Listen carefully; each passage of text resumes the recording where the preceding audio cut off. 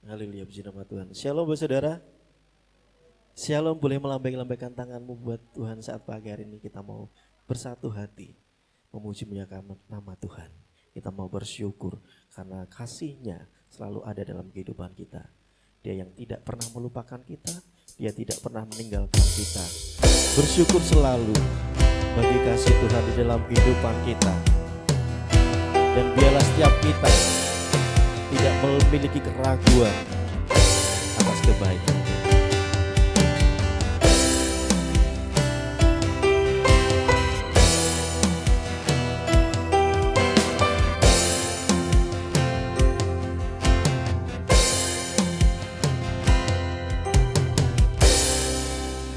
Bersyukur selalu bagi kasih-Mu di dalam hidupku.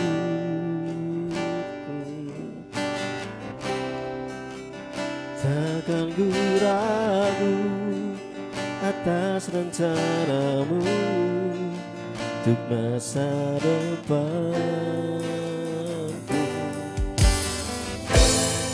Sebagai Bapa yang baik, takkan pernah Kau melupakanku. Sebagai Bapa yang sebaik, takkan pernah Kau meninggalkanku. Ku kan menari dan bersuka karena-Mu, oh Yesusku, dan ku kan minum air-Mu bagai dosa rindu. Selalu ku hidup dalam-Mu dan hidup-Mu di dalamku, oh Yesusku, Kau sangat ku cinta. Mari kita sama-sama bersyukur saat pagi hari ini, karena kasih-Nya dalam kehidupan kita tidak pernah hilang.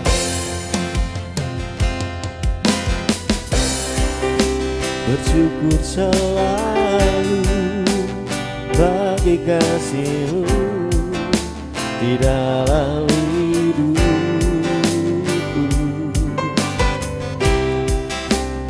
Takkan ku ragu atas rencana-Mu untuk masa depanku. Sebagai Bapa yang baik, takkan pernah Kau melupakanku. Sebagai Bapa yang sangat baik, takkan pernah Kau meninggalkanku. Bukan menari dan bersuka karena-Mu, oh Yesusku, dan bukan minum air-Mu bagai rusa rindu. Selalu ku hidup dalam-Mu dan hidup-Mu di dalamku, oh Yesus, Kau sangat ku cinta. Saudara-saudara itu bangkit berdiri. Kita sama-sama satukan hati kita untuk bersyukur memuliakan nama-Nya.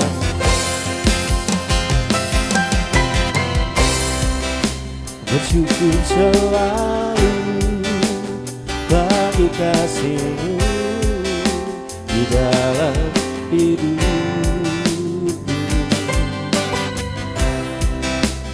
Takkan ku ragu atas rencana-Mu untuk masa depan. Katakan dengan sungguh-sungguh. Sebagai Bapa yang baik, takkan pernah Kau melupakanku. Sebagai Bapa yang sangat baik, takkan pernah Kau meninggalkanku. Ku tak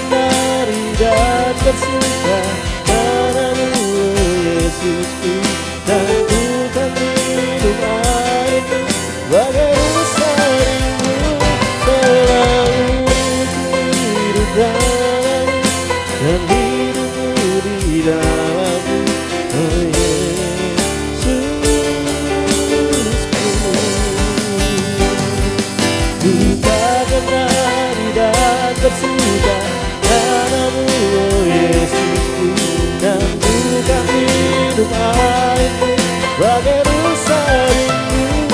Selalu ku hidup dalammu dan hidupku di dalammu, oh Yesus. Ku tak menari dan bersuka padamu, oh Yesusku, dan bukan hidup aku bagai rusa rindu. Selalu ku hidup dalammu dan hidupku di dalammu, oh Yesus. Ku tak menari dan bersuka padamu, oh Yesusku, dan bukan hidup aku bagai rusa rindu.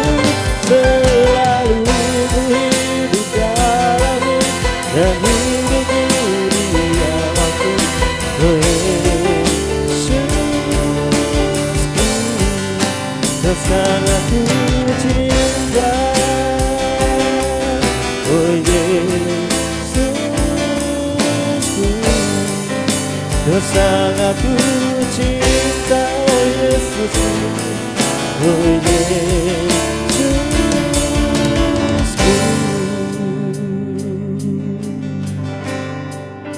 Kau sangat ku cinta. Mari sembah Allah kita saat pagi hari ini. Nyatakan ucapan syukurmu, nyatakan pada Dia, sembah Dia. Haleluya. Kami mau sembahmu,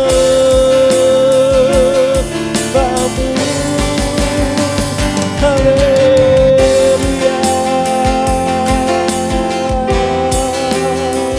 Kami sembahmu Tuhan, haleluya. Kau Allah yang baik, tak pernah tinggalkan kami, tak pernah lupakan kami, haleluya.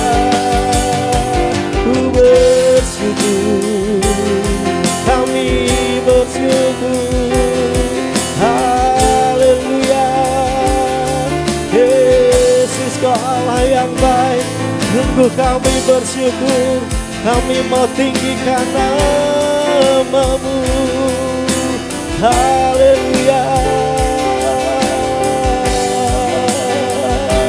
Hadirat-Mu nyata, hadirat-Mu nyata di tengah kami,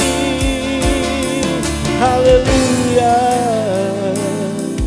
Syukur, syukur, haleluya.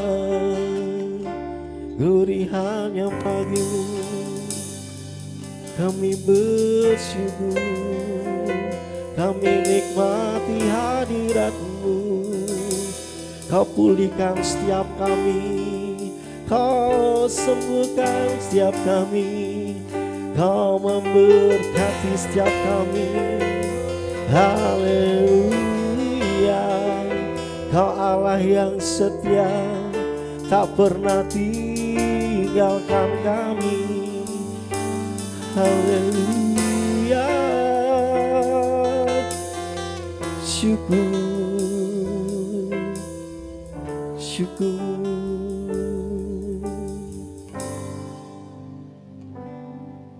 Ku kan menari dan bersuka padamu, oh Yesusku, dan ku kan minum air-Mu bagai rusa rindu. Selalu ku hidup dalam dan hidupmu di dalammu, oh Yesus.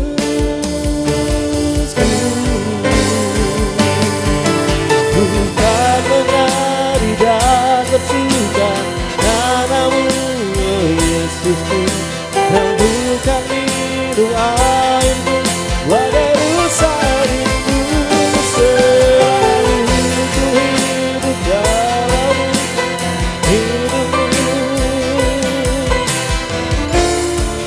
Biarlah jemaat Tuhan katakan, bukan menari dan bersuka karena Yesus.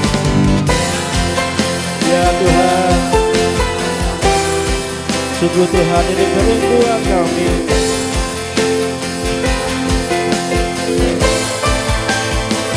Yes Tuhan.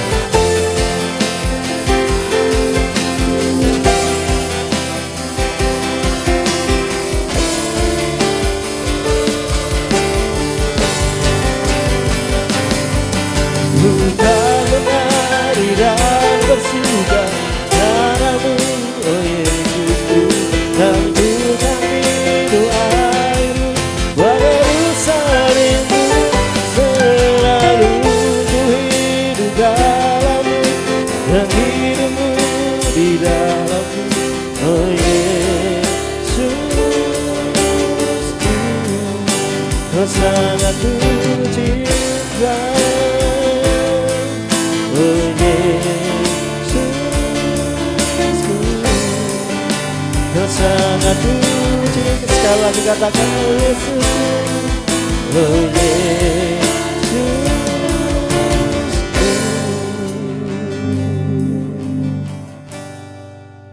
Kau sangat ku cinta. Beri kemuliaan bagi Tuhan saat pagi hari ini. Kami bersyukur Tuhan, karena kasih-Mu yang luar biasa, kemurahan-Mu yang luar biasa. Kami boleh bersama-sama berkumpul tempat ini, menyatukan hati kami. Kami mau memulai ibadah ini Bapa. Kiranya Tuhan berkati ibadah ini dari awal, pertengahan, hingga akhirnya. Biarlah Tuhan sendiri yang beracara. Segala kemuliaan hanya bagi-Mu saja Tuhan. Haleluya, amin. Sekali lagi beri kemuliaan bagi Tuhan kita, Bapak Saudara. Saya yakin dan percaya setiap kita, anak-anak Tuhan pasti merasakan kebaikan Tuhan. Amin.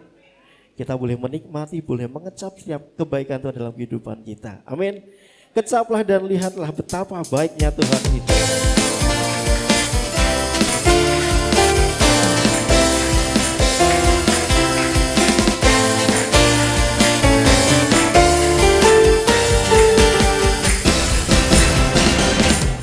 Kecaplah dan lihatlah betapa baiknya Tuhan itu. Rasakan dan nikmati kasih sejahtera. Kecaplah dan lihatlah betapa baiknya Tuhan. Amin. Mari kita bersama-sama bersyukur. Syukur bagi-Mu Tuhan, segala hormat bagi-Mu Tuhan. Allah yang mengasihi-Mu, Allah yang memelihara. Syukur bagi-Mu, syukur bagi-Mu Tuhan, segala hormat bagi-Mu Tuhan. Allah yang mengasihi-Mu, Allah yang memelihara-Mu selamanya. Saudara saudara untuk saling memberikan salam ke kiri kanan Bapak Saudara, ke belakang depan boleh. Katakan Tuhan itu baik dan marilah kita melihat kebaikannya, mengecap kebaikannya. Haleluya. Boleh yang depan ke belakang, yang belakang ke depan memberikan shalom.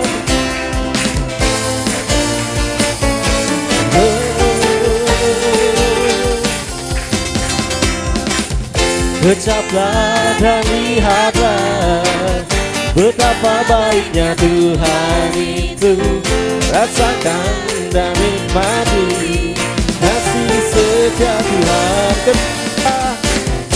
Ucaplah dan lihatlah betapa baiknya Tuhan itu.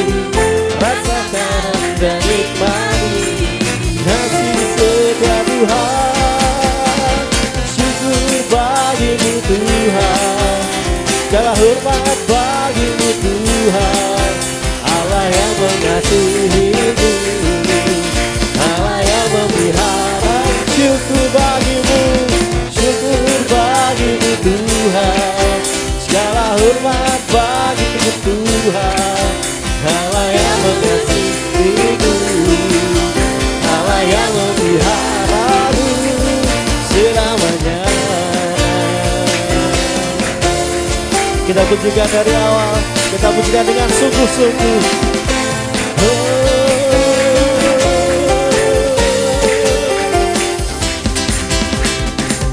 Ucaplah dan lihatlah betapa baiknya Tuhan itu.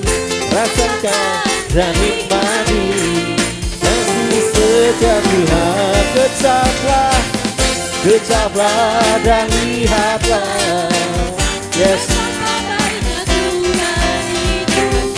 Rasakan dan angkat tanganmu, katakan bersyukur. Syukur bagimu Tuhan, segala hormat bagimu Tuhan. Allah yang mengasihimu, Allah yang memeliharaku. Syukur bagimu, syukur bagimu Tuhan, segala hormat bagimu Tuhan. Allah yang mengasihimu, Allah yang memeliharaku. Syukur, syukur, syukur bagimu Tuhan, segala hormat bagimu Tuhan. Allah yang mengasihimu, Allah yang memeliharaku. Syukur, syukur bagimu Tuhan, segala hormat bagimu Tuhan. Allah yang mengasihimu, Allah yang memelihara, Allah yang mengasihi, Allah yang mengasihiku, Allah yang memelihara, Allah yang mengasihiku, Allah yang memelihara, Allah yang mengasihiku selamanya.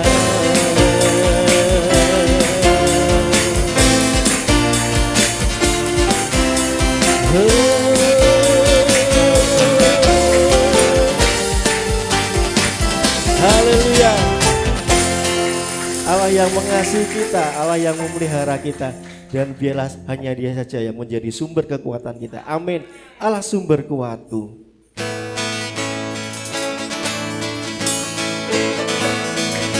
Mari lebih sungguh lagi.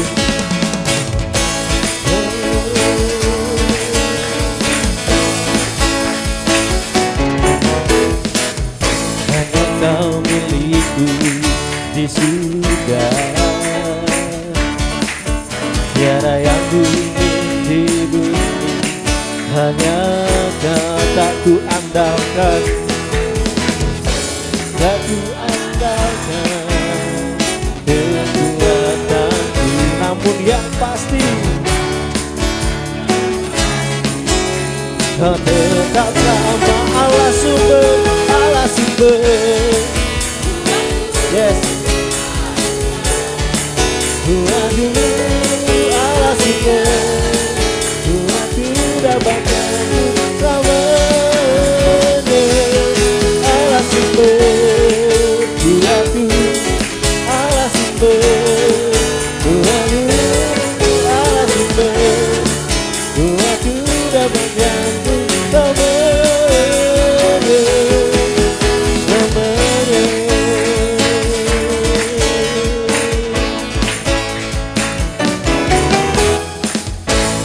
Kau milikku di surga, tiada yang ku ingin di bumi. Hanya tak ku andalkan kekuatanku, tak ku andalkan kekuatanku, namun yang pasti Kau tetap sama-sama katakan Allah sumber, Tuhanku, Allah sumber, Tuhanku, Allah sumber, Tuhanku dapat jamu selamanya. Allah sumber, yes.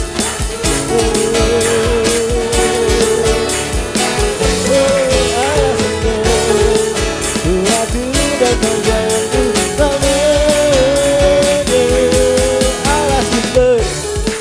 Tuhanku ya Allah sumber, Tuhanku Allah sumber, Tuhanku dan dagangu selamanya. Allah sumber. alasimu, aku alasimu, aku bertanganku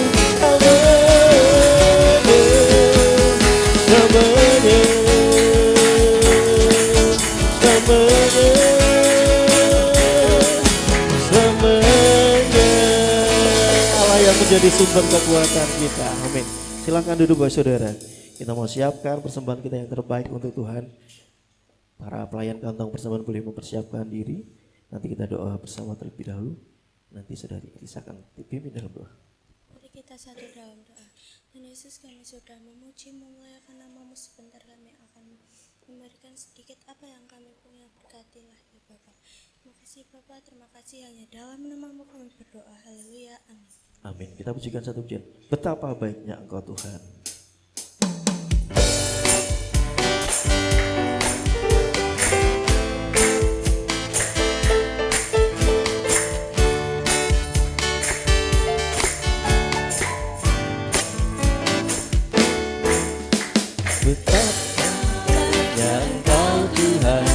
Kasih-Mu tiada berkesudahan, betapa mulia kasih Yesus, jiwaku bisa. Betapa baiknya Engkau Tuhan, kasih-Mu tiada berkesudahan, betapa mulia nama-Mu Yesus, jiwaku diselamatkan. Hosana, Hosana, ku memuji Tuhan, Hosana, ku tinggikan Yesus, Hosana, Hosana, Hosana, Hosana, ku memuji Tuhan, Hosana, ku tinggikan Yesus, Hosana, Hosana, Hosana. betapa baiknya Engkau Tuhan. Haleluya. Kasih-Mu tiada berkesudahan, Betapa mulia nama-Mu Yesus, jiwaku diselamatkan. Betapa baiknya Engkau Tuhan, kasih-Mu tiada berkesudahan. Betapa mulia nama-Mu Yesus, jiwaku diselamatkan. Hosana, Hosana, ku memuji Tuhan, Hosana, ku tinggikan Yesus, Hosana, Hosana, Hosana,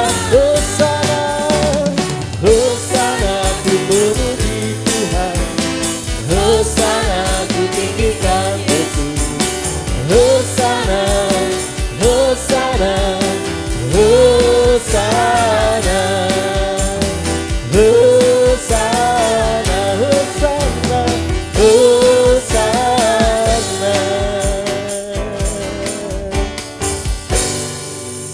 baik, puji nama Tuhan.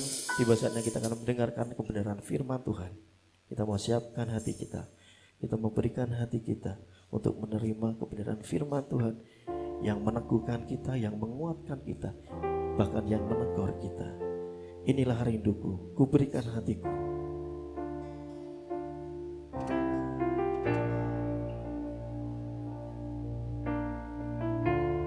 Kita mau tundukkan kepala kita, kita mau fokus, kita mau sungguh-sungguh datang hadirat Tuhan.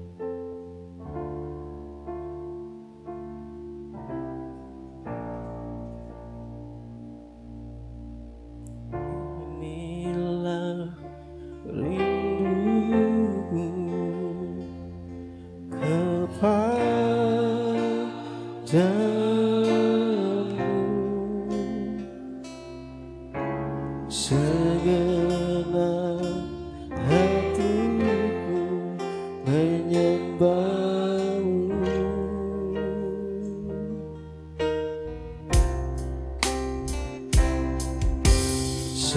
Seluruh hidupku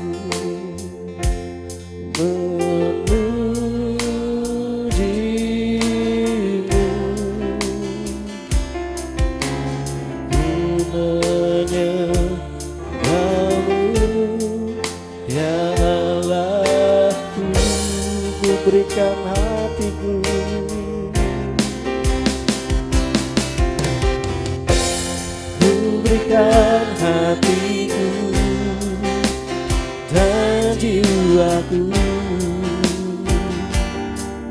semuanya bagimu di dalam hidupku, di setiap waktu. Nyatakan jalanmu.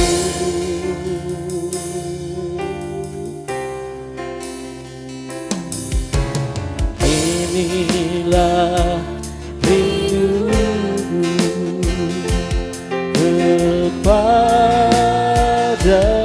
Mari kita bawa segenap hati kita, segenap hatiku menyembahmu seluruh hidupku.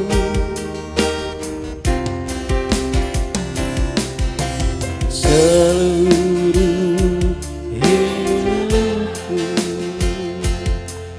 memujimu,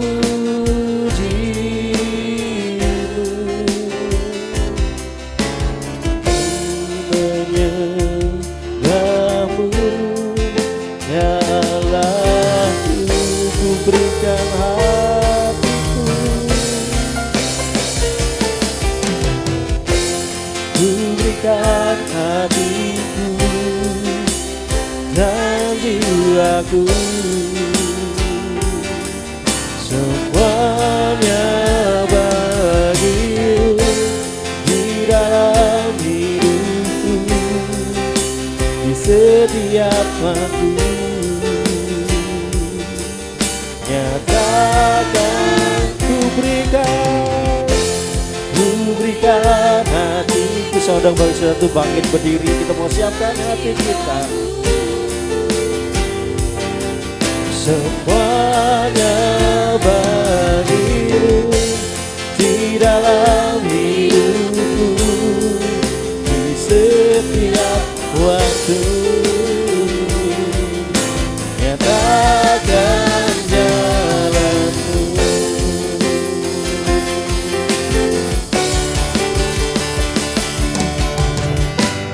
Ku berikan hatiku dan jiwaku, semuanya bagimu di dalam hidupku, di setiap waktu. Nyatakan jalanmu. Ku berikan hatiku dan jiwaku. Waktu kami serahkan hamba Tuhan yang bertugas atasmu.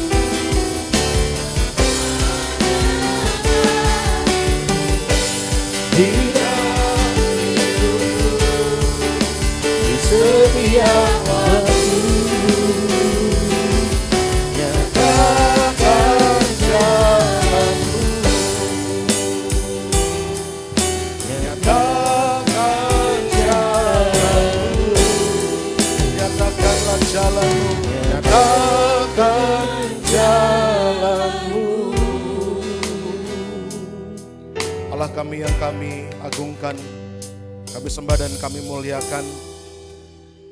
Biarlah sungguh nyanyian ini meluap dari hati kami.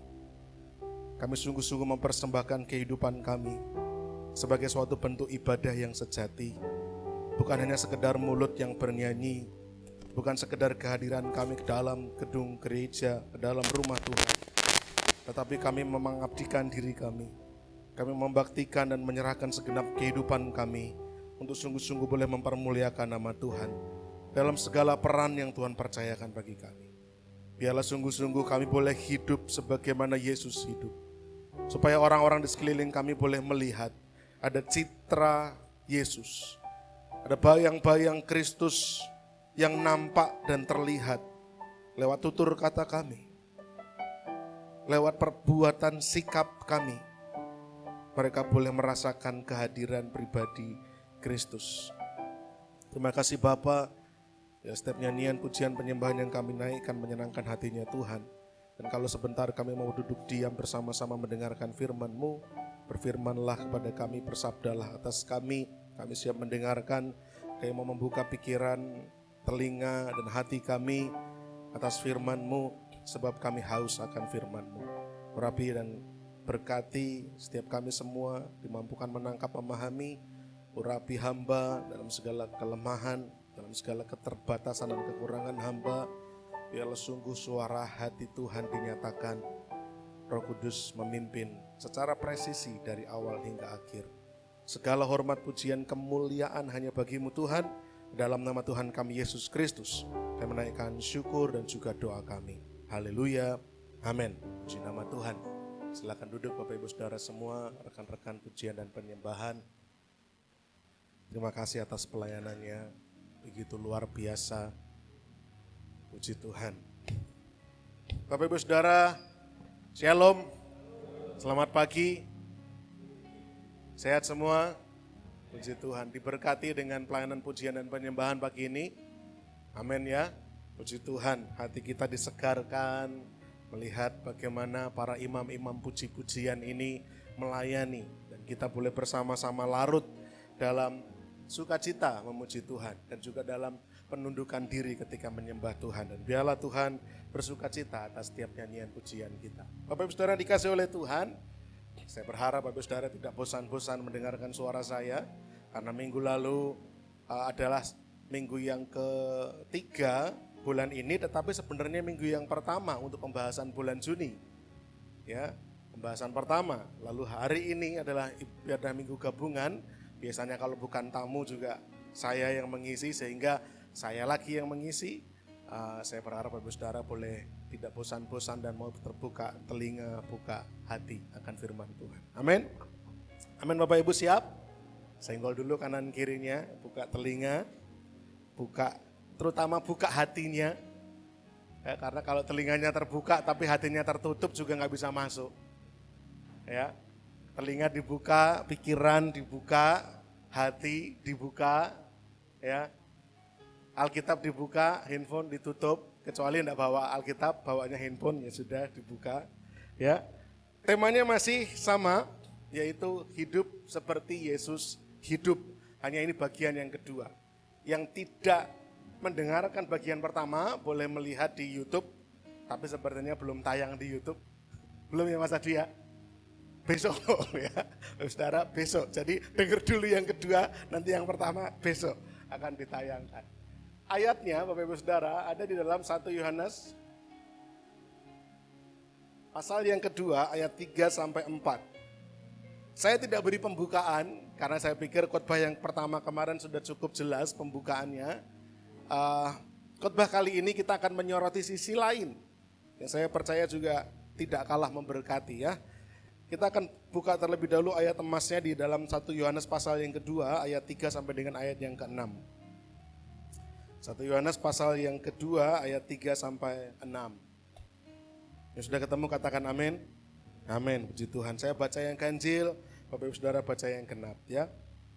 Di dalam perikop Kristus pengantara kita ya. Ayat 3 mulai. Dan inilah tandanya bahwa kita mengenal Allah, yaitu jikalau kita menuruti perintah-perintahnya.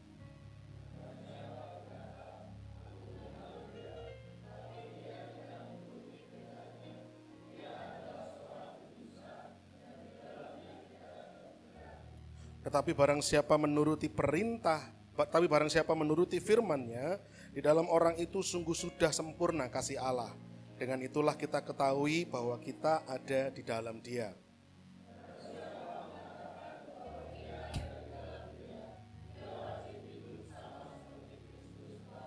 Iya.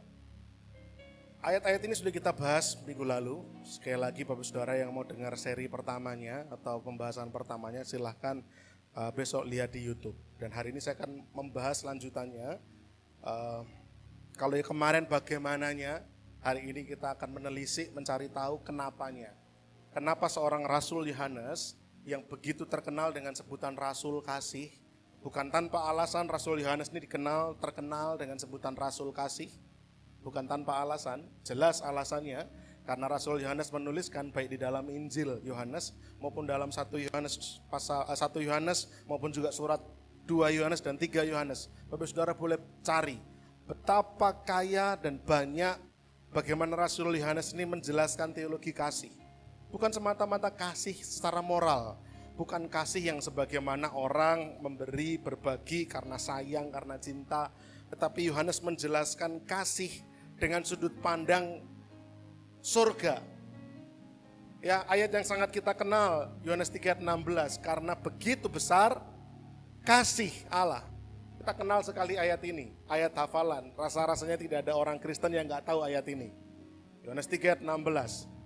Yohanes 13 ayat 23 juga tidak kalah terkenal. Karena ayat ini begitu memberi tanda, begitu memberi informasi bahwa Yohanes ini disebut sebagai murid yang dikasihi. Dikatakan dalam Yohanes 13 ayat 23, seorang di antara murid Yesus, yaitu murid yang dikasihinya, bersandar dekat kepadanya di sebelah kanannya. Siapa murid yang dikasihinya yang ditulis Yohanes di sini? Dia menulis tentang dirinya sendiri. Apakah Yohanes orang yang narsis? Kemudian dia bilang murid yang dikasihinya, wah berarti Rasul Yohanes ini narsis ya gitu kan. Atau Yohanes ini seorang yang kepedean, murid yang dikasihi Yesus. Apakah Yohanes ini murid yang sombong, murid yang dikasihi Yesus? Jawabannya tidak. Lalu apa alasan Yohanes menuliskan hal ini? Karena hatinya yang demikian lembut. Karena hatinya yang demikian menghargai kasihnya gurunya, kasih Yesus. Bapak Ibu Saudara, saya tanya, 12 orang murid Yesus, mana yang Yesus kasihi? Semuanya. Jadi sah enggak kalau misalkan Petrus ngomong, aku murid yang dikasihi Yesus? Boleh enggak? Halo? Ya boleh saja. Kalau Yakobus bilang aku murid yang dikasihinya, boleh enggak? Boleh. Tapi mereka enggak nulis itu. Tapi beda dengan Yohanes. Yohanes menuliskan itu, aku. Enggak, dia enggak tulis anakku, murid yang dikasihinya. Sah-sah saja, boleh-boleh saja. Justru ini bentuk Rasul Yohanes menghargai kasihnya Tuhan.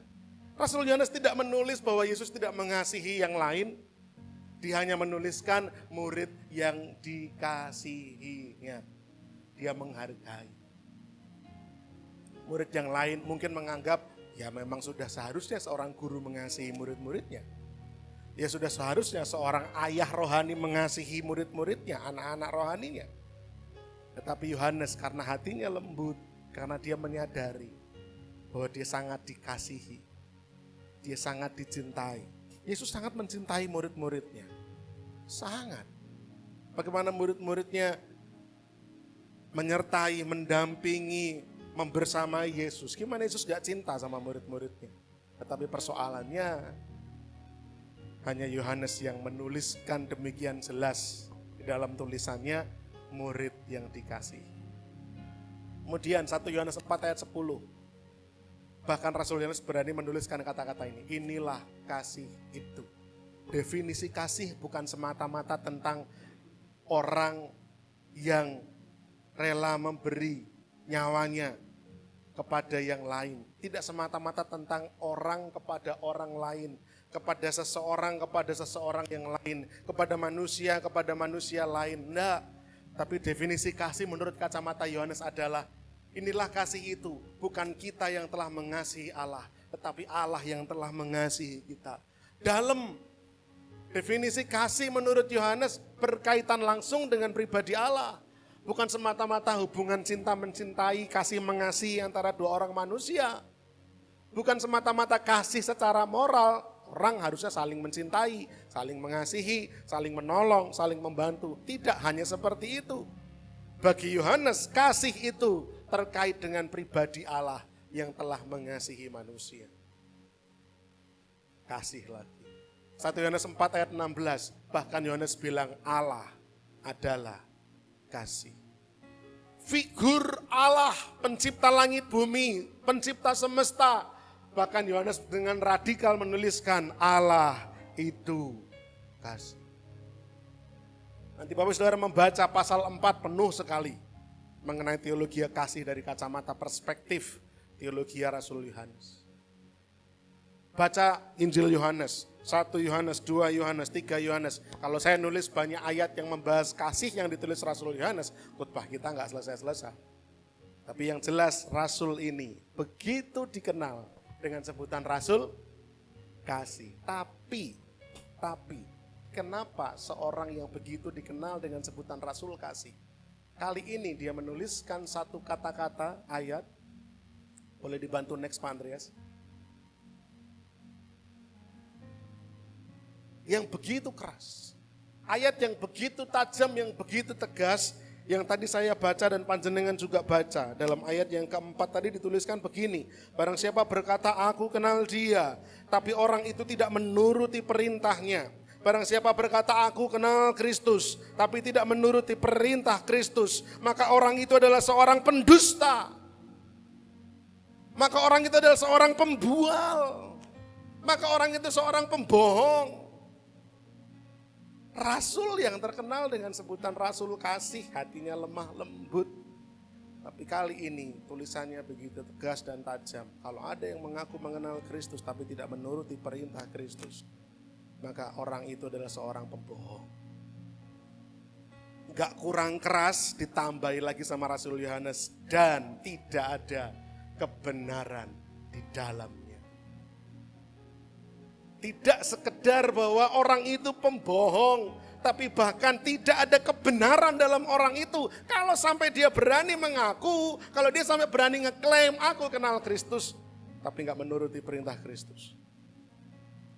Wah, kali ini Rasul kasih itu sepertinya mengeluarkan energi yang besar sekali untuk menuliskan kata-kata setajam ini, setegas ini. Kenapa seorang Rasul kasih bicara setegas itu, sekeras itu, setajam itu? Bukankah kasih harusnya menolong? Bukankah kasih harusnya itu membalut? Bukankah kasih harusnya merawat? Bukankah kasih harusnya melayani? Bukankah kasih harusnya menyuapi, menggendong? Tapi bagi kacamata Yohanes, kasih tanpa kebenaran akan menyesatkan. Sehingga Rasul Yohanes menuliskan kata-kata yang sedemikian tajam dan tegas. Apa yang membuatnya terdorong menulis setajam ini? Bapak Ibu Saudara yang dikasih oleh Tuhan, surat ini atau sebenarnya tidak bisa disebut sebagai surat, karena kalau surat itu ada penerimanya. Ya, kalau 2 Yohanes, 3 Yohanes itu surat, ditujukan kepada jemaat-jemaat yang ada di Asia Kecil. Tetapi 1 Yohanes disebut sebagai surat tidak begitu tepat, karena sebenarnya di dalam 1 Yohanes lebih banyak berisi doktrin-doktrin pengajaran. Bagaimana Yohanes mendeklarasikan imannya, kemudian memberikan sebuah pembelaan iman yang kuat bahwa situasi yang saat itu dihadapi jemaat Efesus, dia sedang ada di Efesus, menghadapi situasi yang ada dalam jemaat Efesus, Rasul Yohanes merasa perlu ambil sikap. Jadi kalau disebut surat kurang tepat, tetapi oke lah, anggaplah kita sebut sebagai surat, ya, karena ditulis. Ada yang berkata ditulis sekitar 60 sampai 65 Masehi, tapi ada juga yang bilang ditulis sekitar 90 sampai 100 Masehi. Mana yang tepat? Ya kita nggak begitu ngerti ya. Yang mungkin lebih paham arkeologi, bidang arkeologi sejarah Alkitab, ya. Tapi ada 2 pendapat. Nah, isi surat 1 Yohanes ini itu berisi pewartaan iman, pembelaan iman. Dan ada upaya untuk melawan ajaran sesat, yaitu gnostikisme, ya, khususnya doketisme. Nah, apa itu? Kalau mau belajar lebih lanjut nanti baca, bisa di Google, banyak informasi semacam itu. Ya, buat Bapak Ibu Saudara yang rindu belajar lebih dalam, jangan cukup belajar dengar firman aja. Belajar searching di Google, baca Sabda, ya, web Sabda itu banyak informasinya. Kalau kurang puas cari lagi di yang lain. Ya, tapi salah satu yang digarisbawahi dalam pengajaran ini adalah bahwa mereka menyangkal Yesus itu Kristus. Pengajaran gnostikisme, ya, yang saat itu sedang merebak di Efesus, khususnya doketisme, ajaran ini kurang lebih menekankan bahwa pengenalan akan Allah itu nggak perlu diwujudkan dalam hidup yang kudus. Bahwa dalam satu sisi bahwa ketuhanan, kekristusan Yesus, Kristus sebagai juru selamat, ya, sebagai yang terpilih, itu dipertanyakan. Sementara kalau kita mau mengenal Allah, kita disebut sebagai anak-anak Allah. Yang penting kita sudah diterima olehnya. kemudian mempertanggungjawabkan hidup kudus itu disepelekan. Nah, mulai ada di Efesus. Nah, Yohanes sebagai orang yang tua, sebagai orang yang sepuh, merasa aku murid Kristus langsung. Aku bertanggung jawab untuk menjaga gereja Tuhan, jemaat Tuhan, agar nggak belok ke kanan ke kiri. Terpanggil untuk menulis ayat-ayat yang Bapak Ibu Saudara baca dalam 1 Yohanes. Banyak orang yang waktu itu mengaku mengenal Yesus, mengaku dia itu tahu Yesus, mengaku percaya kepada Kristus, tapi hidupnya nggak mencerminkan Kristus. Makanya perikop yang kita baca tadi pasal kedua, perikopnya adalah Kristus pengantara kita. Yohanes sedang seperti menekankan siapa itu Kristus, siapa itu Tuhan Yesus. Bahkan dikatakan dalam ayat yang pertama, kalau panjenengan baca 1 Yohanes pasal 2, latar belakang dulu sebentar ya. 1 Yohanes pasal 2 ayat 1 dituliskan begini, anak-anakku, hal-hal ini kutuliskan kepada kamu. Hal-hal ini, tulisan Yohanes ini ditulis dengan satu maksud. Kutuliskan kepadamu, maksudnya apa? Supaya kamu jangan berbuat dosa. Nah, kenapa? Karena orang-orang waktu itu mengaku Kristen, mengaku kenal Tuhan, tapi hidupnya ngawur, hidupnya berbuat dosa, hidupnya nggak ada perubahan, hidupnya gitu-gitu aja. Bahkan yang dulunya sudah sungguh-sungguh ikut Yesus, mulai terpengaruh dengan ajaran-ajaran sesat, kemudian mulai goyah, mulai goncang. Wong liyane entuk, wong liyane oleh, wong liyane ya ngono, aku ya ngono, nek ora ngono engko aku dadi piye gitu kan. Kayak sekarang tuh, zaman wis edan jare gitu kan. Yen ra edan jare ramangan. Sing kondo sapa? Ronggo Warsito gitu kan. Bapak Ibu Saudara, apakah kita mau terseret dengan arus zaman yang seperti itu sebagaimana jemaat Efesus waktu itu juga mulai terpengaruh. Nah, Yohanes perlu menegaskan hal-hal ini harus ditangani, hal-hal seperti ini harus kita tanggulangi. Jemaat nggak boleh suam-suam kuku ikut Yesus. Tahu ya suam-suam kuku ya? Panas enggak, dingin juga enggak. Panas enggak, dingin enggak, anget-anget aja gitu. Nah, itu bahaya. Yohanes tidak mau jemaat seperti itu. Rasul Yohanes menulis sebagai orang tua, sesepuh, orang yang kenal Yesus langsung dengan kasih yang membara. Karena saya membayangkan bagaimana Rasul kasih ini. Tapi juga beban yang dalam, karena ngerasa terbeban, kok ngene ya jemaat, kok gini ya gereja. Bukan makin hari makin kuat, makin hari makin solid, makin hari makin baik. Tapi kenapa gampang terpengaruh ajaran-ajaran ngawur. Tapi kenapa malah terpengaruh meninggalkan kekudusan, hidup seenak hati. Nah, Rasul Yohanes gak mau jemaat jatuh dalam pengakuan iman yang kosong, ngakunya Kristen. Yang tadi bilang, barang siapa mengaku aku mengenal Kristus, tapi tidak menuruti perintah Kristus, ia adalah pembohong, pembual, pendusta. Yohanes tidak mau kayak gitu. Yohanes tidak mau jemaat hanya punya pengakuan iman yang kosong, tapi mematikan diri sendiri. Rasul Yohanes tidak mau kita cuma ngaku Kristen, ngaku kenal Kristus, tapi hidupnya nggak menuruti Kristus. Ini latar belakangnya. Makanya kenapa kalimat tadi begitu tajam. Barang siapa mengaku mengenal Kristus tapi tidak menuruti perintah Kristus, maka ia adalah seorang pendusta dan di dalam dirinya tidak ada kebenaran. Wah, tajam dia. Sebagai sesepuh, dia merasa bertanggung jawab. Gak bisa kayak gini. Ya, akhirnya kenapa ayat itu, ayat yang tadi kita baca, menjadi begitu kuat dan begitu tajam. Bapak Saudara yang dikasih oleh Tuhan, ya, next Pak Andreas. Agak putus-putus sinyalnya, Ya, terima kasih Pak. Rasul Yohanes melihat kondisi ini dan dia nggak mau tinggal diam.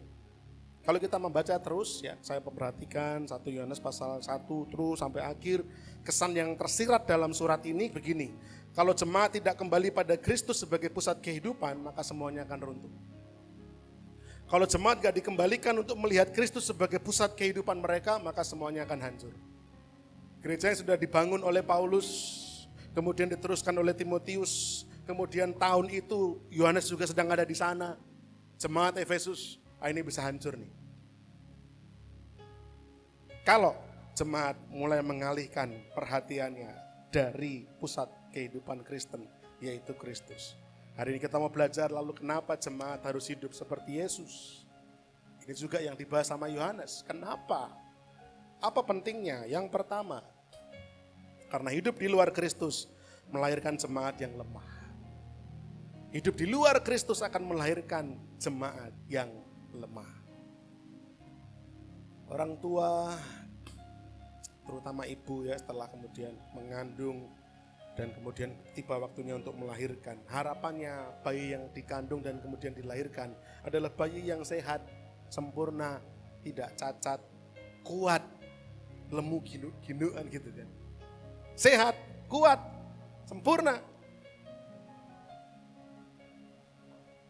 Tapi kalau gereja membiasakan jemaat untuk terbiasa tidak berpusat pada Kristus, terbiasa hidup di luar Kristus, maka jemaat-jemaat yang lahir adalah jemaat-jemaat yang lemah.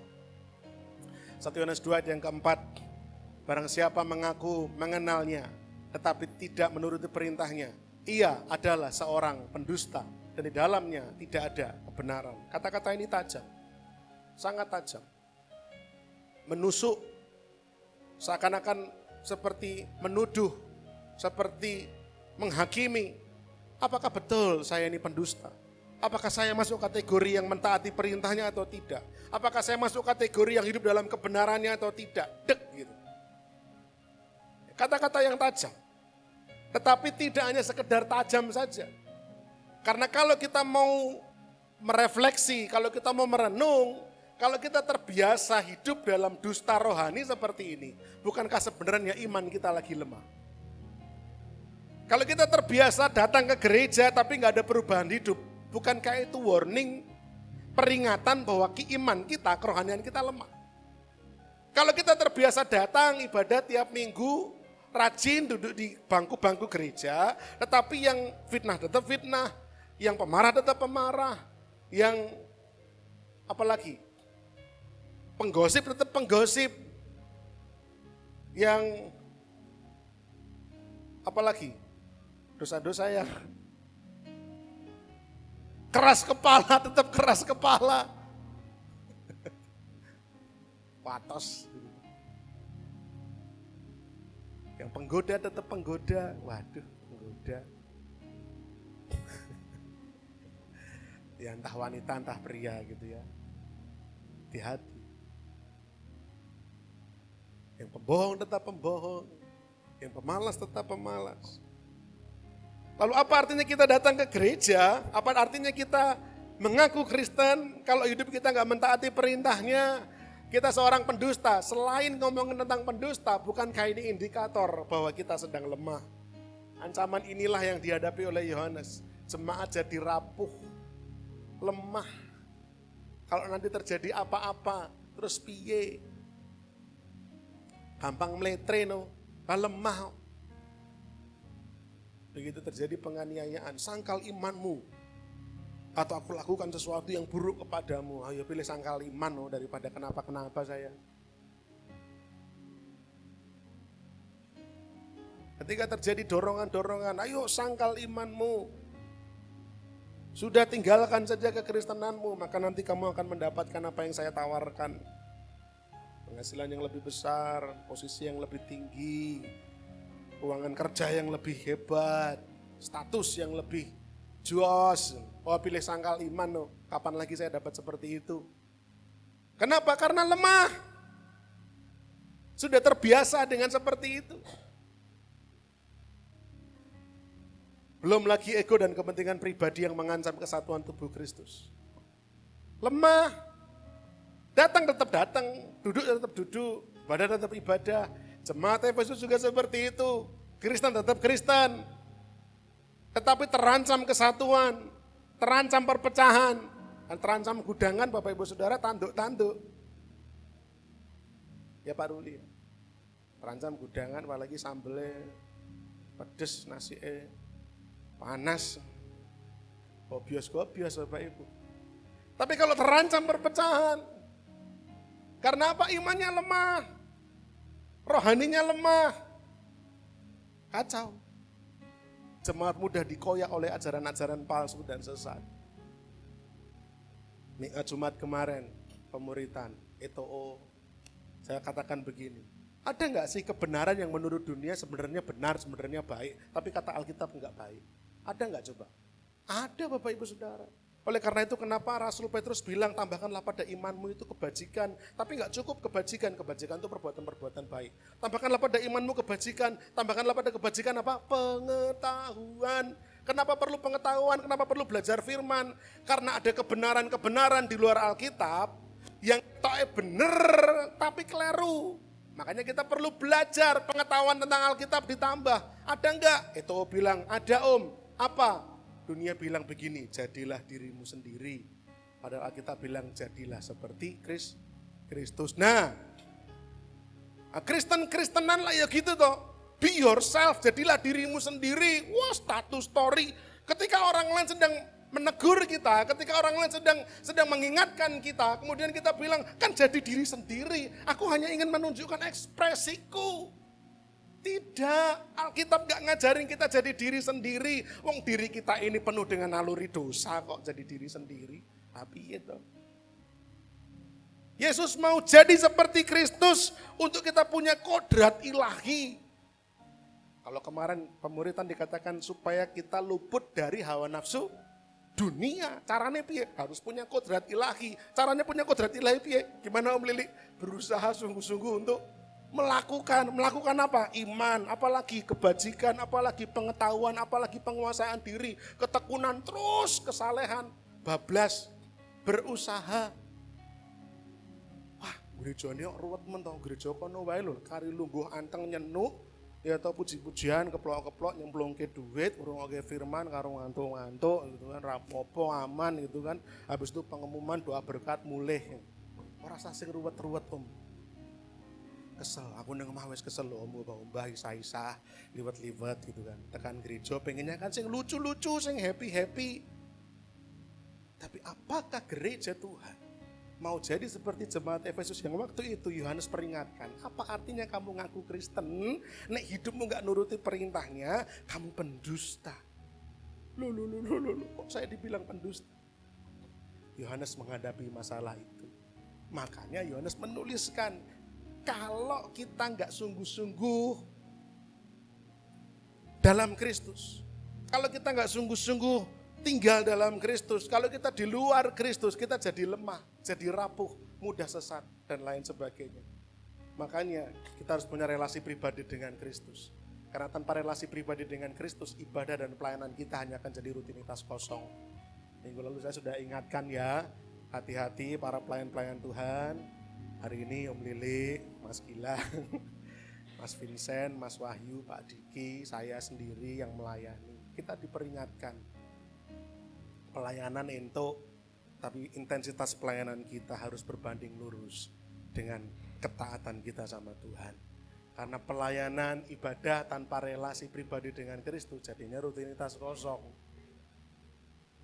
Saya berdoa tidak ada yang seperti itu. Kiranya Mas Wahyu habis gitar di gereja, nanti pulang ke rumah, di jalan, tiba-tiba hampir diserempet motor, jangan dicegat, dijak padu ya, jangan ya. Dicegat, jak ngemi ayam. Saya habis mendengar pesan Rasul Yohanes yang penuh kasih. Tadi panjenengan nyerempet sepeda motor saya, saya kesusu, mendingan kita mie ayam dulu ya. Siapa tahu.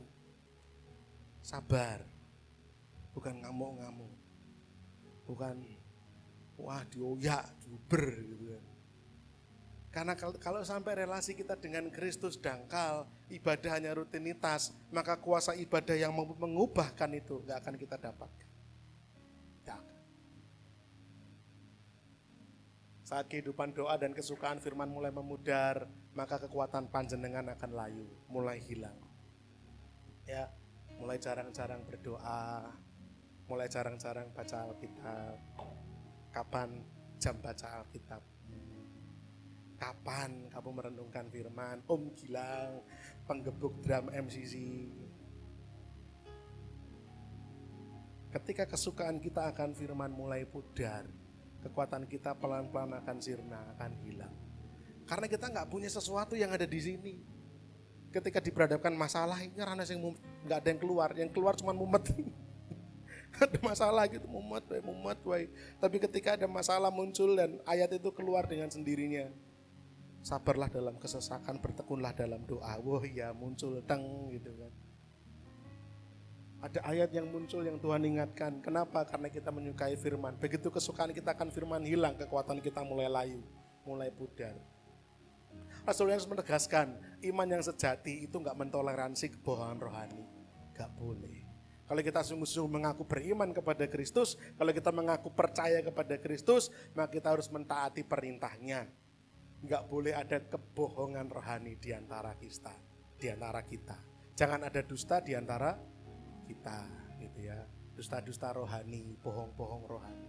Bohong-bohong rohani itu gimana? Ya tadi mengaku kenal Kristus, tapi hidup enggak taat sama perintahnya.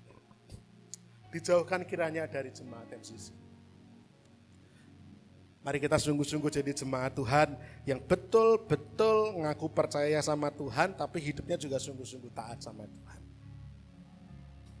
Kita begitu cepat tersinggung oleh teguran, tapi begitu lambat bertobat. Mari berubah.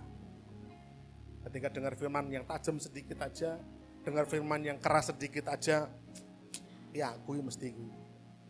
Ketua aku nyindir aku gitu. Cepet langsung tek gitu loh. Merasa bahwa iki aku ketua iki. Tapi untuk harus pertobatannya lama, gak langsung muncul. Butuh kadang-kadang berbulan-bulan untuk Tuhan sadarkan. Ketika firman masuk dalam telinga kita merasa tersinggungnya itu cepat banget. Sungkut bah nyindir. Khotbah sengaja nyelentak.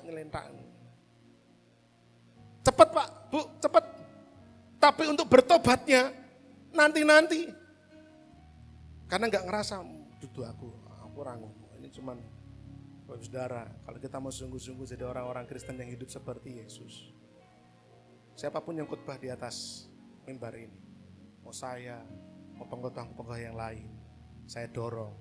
Setiap firman itu bukan untuk pribadi kita toktil.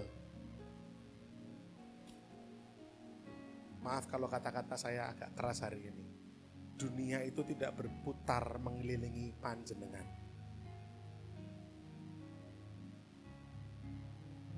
Kita itu bukan pusat dunia. Bukan apa-apa itu tentang kita. Jangan semua diambil-ambil hati ini mesti aku hanya anggurne gereja aku terus yang dirasani, aku terus yang disindiri, aku terus yang dibahas. Dunia tidak semata-mata tentang panjenengan. Khotbah itu semuanya makan, semuanya mamah. Jadi jangan merasa lalu ini Om Daniel lagi sengaja aku, kayak Bu Putri sengaja aku, kayak Pak Heri sengaja aku, Bu Retno aku, Mas Nuno sih sengaja aku. Yo pengkhotbah kompakan to iki. Aku wae. Tidak Bapak Ibu, hidup itu semua ini tuh penting di mata Tuhan. Kita ini bukan pusat galaksi ini, bukan gitu loh. Jadi nggak semua itu tentang kita. Kadang-kadang dikit-dikit orang mesti aku. Duh ya ampun Tuhan. Pusat tata surya kita tuh matahari, bukan panjenengan. Ya Om ya, kan gitu tahu ya. Semoga kita semua disadarkan dan dihilangkan dari pikiran-pikiran semacam ini. Ya, kita seringkali cepat banget tersinggung, tapi kalau mau bertobat suwe banget. Kita dikit-dikit bilang jangan menghakimi, padahal Tuhan lagi ingin memperbaiki. Jangan menyinggung, padahal Tuhan lagi ingin memperbaiki karena Tuhan sayang, karena Tuhan mengasihi. Saya juga bisa bayangkan Niel kalau kira-kira opo aku topi, bu adek ini loh pi gitu kan. Karena kami ingin memperbaiki Niel yang lebih besar daripada adiknya, Niel yang sudah mulai bisa dikasih tahu, Hideo itu belum bisa dikasih tahu. Saya heran sama Hideo, jangan di situ nanti jatuh. Yang ada malah kedaduk bocor sirahnya. Hideo belum bisa, Niel bisa dikasih tahu. Tapi kami ngerti lah emosinya anak ini gitu kan. Sehingga ketika kali Hideo melakukan sesuatu yang salah gitu kan, Nia langsung sempritannya bunyi, "Papi, Hideo disentil aja, Hideo dimarahi aja," gitu kan. Karena dia ngerasa kok Hideo, ya padahal Hideo pun juga kami didik, tapi ya dengan caranya, karena Hideo belum ngerti. Kalau Niel sudah ngerti, Niel diam dulu di sini, Niel nggak boleh begitu, Niel ngerti enggak, paham enggak, ayo dengarkan dulu, disidang dulu. Kalau paham ngangguk 2 kali, dihipnotis dulu. Ini karena sudah ngerti. Bapak Ibu Saudara, kalau Tuhan tajam ngomong sama kita, Tuhan ngerti kok kalau kita itu nangkep sebenarnya, mudeng, tinggal mau berubah apa enggak. Karena berubah atau enggak? Yang sering terjadi berubah atau tidak? Berubah dalam nama Yesus lah Pak, ya berubahlah Pak ya, berubah Pak, berubahlah Bu ya, tolong Bu Pak, mari kita berubah. Kalau kita ingin gereja kuat, kita sendiri harus, tapi kita sendiri hidup terpisah dari sumber kekuatan utama kita, Kristus, ya bohong. Kalau kita ingin gereja kita kuat, kita harus hidup menyatu dengan Kristus. Fakta ini harusnya ironi. Banyak yang bilang pengen jadi gereja kuat, gereja kita harus kuat, gereja kita harus maju. Tapi orang-orang di dalamnya terpisah dari Kristus. Melayani, tapi hatinya jauh dari Kristus. Main di atas mimbar, tapi nggak jauh beda seperti main di rumah makan, di kafe, di restoran. Nggak boleh. Ini adalah tempat kita melayani Raja di atas segala raja. Sikap hati kita, perbuatan hidup kita harus beda. Alasan pertama kenapa kita harus hidup seperti Yesus. Karena kalau kita hidup di luar Kristus, kita nggak melakukan itu, kita jadi lemah, bahaya. Yang kedua, alasan kedua, karena identitas orang percaya di dalam Kristus. Nah kalau kita tidak menghidupi di dalam Kristus, berarti identitas kita dipertanyakan. Saya lagi sering saya bilang, orang Jawa itu ya medok. Kalau orang Jawa nggak medok, Jawanya dipertanyakan kan gitu ya. Orang Jawa kan memang medok gitu kan. Mau tinggal sampai di Amerika sana ya tetap aja medoknya medok aja. Ya, itu identitas kita kok. Wajah orang Indonesia ini ya, Asia Tenggara ini kan wajah-wajah yang khas sekali ya. Dengan wajah seperti ini kan saya nggak bisa mengaku saya orang Rusia, nggak bisa. Ini identitas saya. Masa orang Rusia seperti ini? Ngomong kayak orang Rusia yang berat nadanya, enggak bisa. Ya inilah orang Indonesia, ini identitas kita. Nah kalau kita hidup di luar Kristus, kita nggak di dalam Kristus, maka identitas kita dipertanyakan. Kristen itu sendiri kan artinya pengikut Kristus. Sekali lagi, ini ngomongin identitas Bapak Ibu. 1 Yohanes 2 5-6, barang siapa menuruti firman-Nya, di dalam orang itu sungguh sudah sempurna kasih Allah. Siapa yang menuruti firman-Nya, baru bisa dibilang sempurna kasih Allah itu. Dengan itulah kita ketahui, dengan menuruti firman-Nya inilah kita bisa ngerti bahwa kita ini ada di dalam Dia. Jadi tanda orang yang hidup di dalam Dia apa? Hidup menuruti firman-Nya. Kalau kita ada di dalam Dia itu tandanya apa? Menuruti firman-Nya. Barang siapa mengatakan bahwa ia ada di dalam Dia, ia wajib hidup sama seperti Kristus telah hidup. Gimana caranya dong kita tahu hidup sama seperti Kristus? Ya turuti aja firman-Nya. Kan gitu logikanya. Ketaatan kepada Kristus adalah identitas kita. Bukti dari kesatuan kita dengan Kristus. Kalau kita sungguh-sungguh menyatu dengan Kristus, buktinya bukan semata-mata KTP saya Kristen. Buktinya bukan semata-mata saya rajin ke gereja. Bukti saya menyatu dengan Kristus adalah taat kepada Kristus. Bukti saya menyatu dengan Kristus adalah hidup seperti Yesus hidup. Piye carane? Yo taat kepada Kristus tadi itu buktinya. Paling ketok yaitu. Nama yang disematkan dalam diri saya itu sama orang tua, Christian Daniel Raharjo. Tapi Bapak Saudara lebih sering mengenal dengan sebutan nama saya Daniel Raharjo. Kristennya di mana? Apa saya malu mengeluarkan nama Christian saya? Kok tak simpen nama Kristiannya? Bapak Saudara mau tahu jawabannya. Kenapa kok nama saya nggak pernah saya tulis lengkap Christian Daniel Raharjo? Kenapa hanya Daniel Raharjo? Daniel Raharjo. Kristiannya kok nggak saya munculkan? Mau tahu alasannya? Kedawan. Enggak bukan itu. Alasannya adalah lebih baik saya dikenal Kristen karena perbuatan saya daripada sekedar nama Kristian ini loh. Apalah artinya saya mencantumkan nama Kristian kalau toh sampai akhirnya hidup saya nggak mencerminkan Kristus. Biarlah orang ngerti saya Kristen bukan karena nama saya. Biarlah orang ngerti saya Kristen karena perbuatan-perbuatan saya, karena kualitas hidup saya.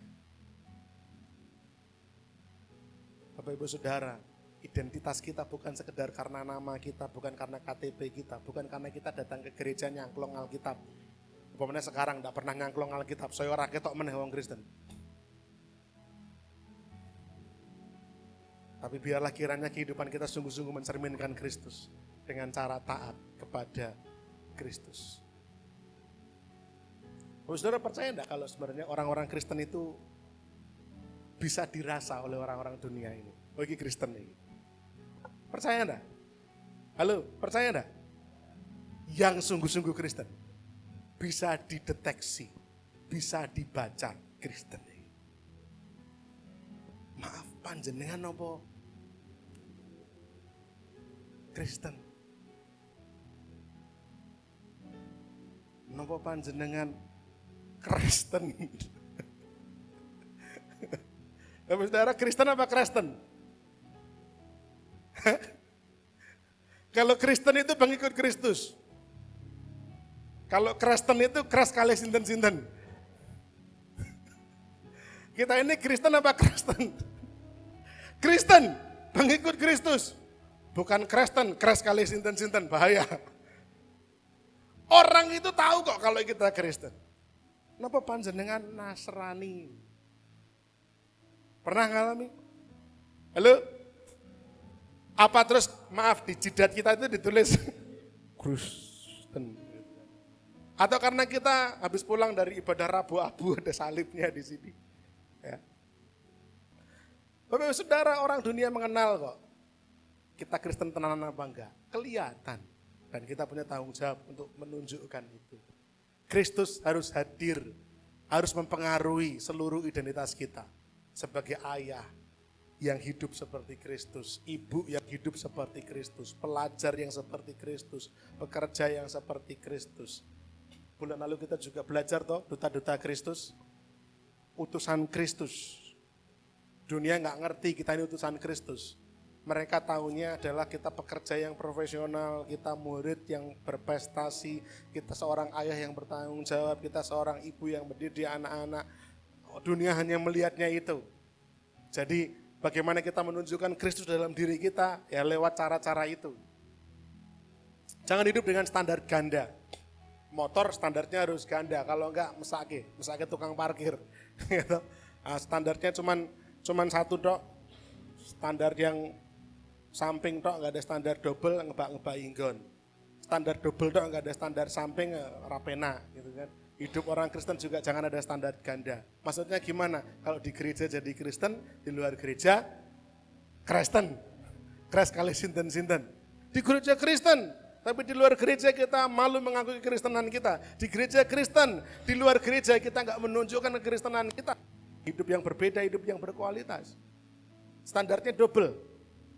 Kalau di gereja harus soft, tenang, baik gitu kan, aman. Kalau di luar, wah ya, aku ketok Kristen banget daganganku ora laris. Nah, ketok terlalu Kristen, aku dijauhi sama kawan-kawan. Jangan ada standar ganda. Ingat pesannya Rasul Yohanes, mengaku percaya tapi nggak taat sama Kristus itu penipuan rohani. Itu dusta rohani, itu bohong rohani. Ngaku percaya sama Kristus tapi hidupnya gak seperti Kristus, gak taat seperti Kristus. Hati-hati jemaat Tuhan di MCC, apakah kita ini kumpulan-kumpulan pengikut Kristus atau kita kumpulan-kumpulan penipu-penipu rohani. Mari kita bertobat sungguh-sungguh. Banyak orang Kristen menyebut dirinya Kristen, namun apakah ada yang Kristiani dalam hidupnya? Nama saya Kristian, wah Kristen banget Pak. Kalau sampai saya nggak Kristen, waduh mempermalukan Kristus. Biarlah orang tahu saya Kristen dari perbuatan saya, dari kehadiran saya, bukan dari nama saya. Kalau kita mengaku Kristen, pertanyaannya apakah ada hal yang Kristiani dalam hidup kita? Kita mengaku di dalam Kristus tapi keputusan-keputusan kita masih digerakkan ego, bukan digerakkan oleh salib. Bukan digerakkan oleh salib Kristus, bukan digerakkan oleh Injil. Tapi digerakkan oleh ego. Ketika ego kita kena, ketika perasaan kita kena, ketika hati kita nggak nyaman, aduh nyelekit, aduh rapena, gitu kan, penono kowe. Hidup seperti Yesus hidup. Berat. Ya. Yang ketiga terakhir, kenapa kita harus hidup seperti Yesus hidup? Karena dunia butuh teladan Kristus yang nyata. Dunia ini sedang menanti, dunia sedang butuh Kristus yang muncul lewat kehidupan panjenengan semua dan saya. 1 Yohanes 2 ayat 6, barang siapa mengatakan bahwa ia ada di dalam dia, ia wajib hidup sama seperti Kristus telah hidup. Ia wajib hidup sama seperti Kristus telah hidup. Sekali lagi, dunia nggak kenal Kristus secara langsung. Dunia ini mereka nggak ngerti Yesus secara langsung. Enggak. Tapi mereka hanya mengenal Yesus melalui hidup orang percaya. Jadi kita bertanggung jawab untuk memperkenalkan Yesus lewat hidup kita. Lewat perbuatan kita, tutur kata kita. Di tengah-tengah tekanan, di tengah-tengah penganiayaan, di tengah-tengah suasana situasi hari-hari ini. Hidup seperti Yesus menjadi kesaksian terbesar kita. Kita bisa cerita sama orang tentang A, tentang B, tentang C, tentang D. Tapi kalau hidup kita nggak seperti Yesus, maka kesaksian itu nggak ada artinya. Tapi hidup seperti Yesus, kalau kita sungguh-sungguh mengikuti Kristus, kita betul-betul mempraktekkan pribadinya, nah itu jadi kesaksian yang terbesar.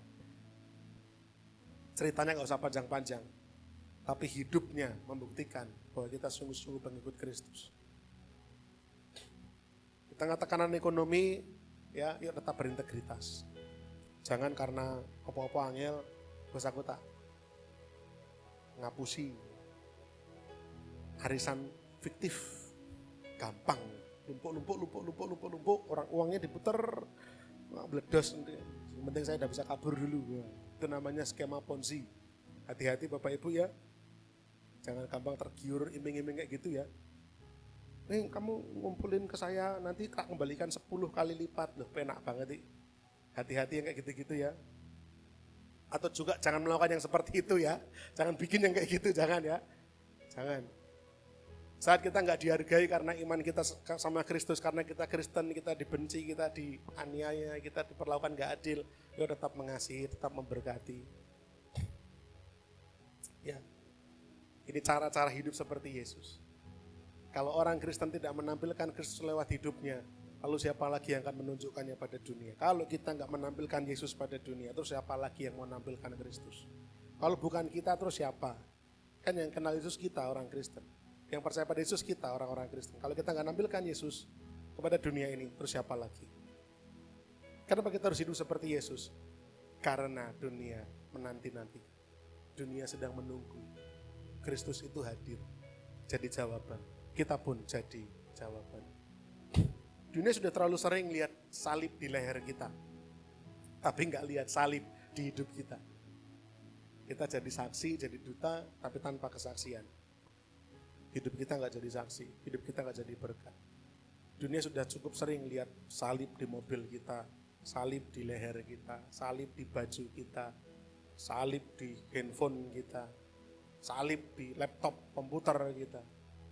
Tapi apakah dunia lihat salib di hidup kita?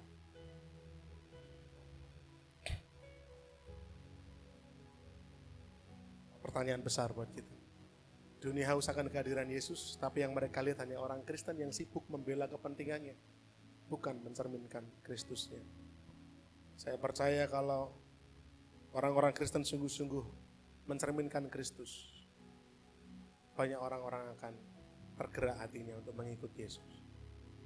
Saya ulang sekali lagi, kalau banyak orang Kristen yang hidup seperti Kristus, pasti akan banyak orang yang tergerak hatinya untuk ikut Yesus.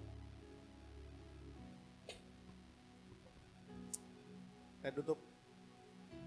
Hanya dengan hidup di dalam Kristus, taat kepadanya kita jadi kuat.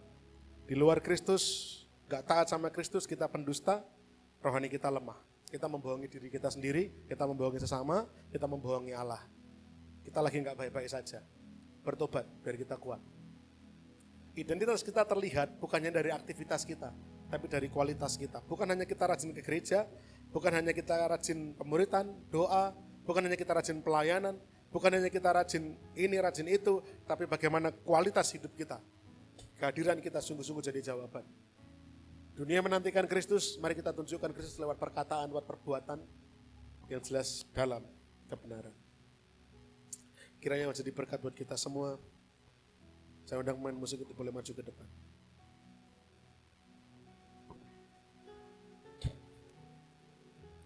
Saya undang Bapak Saudara untuk kita berdiri bersama-sama.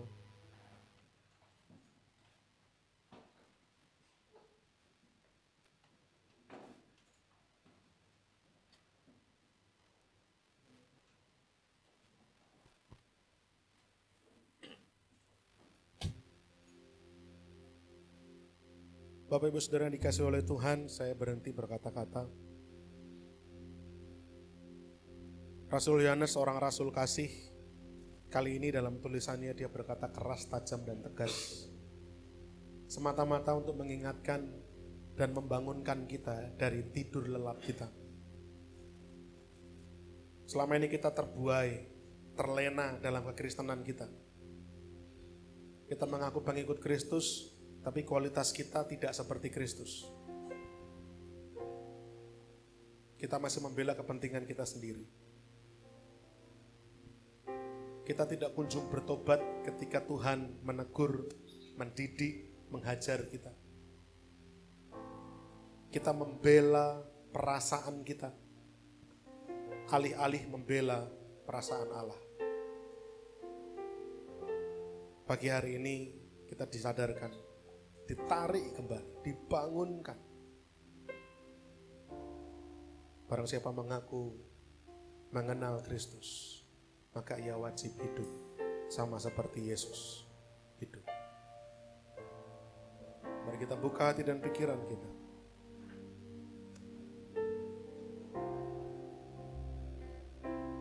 Yesus, kau kebenaran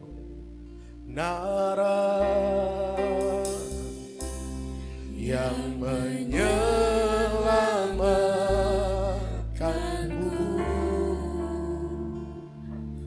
Kau memberikanku hidup dan pengharapan.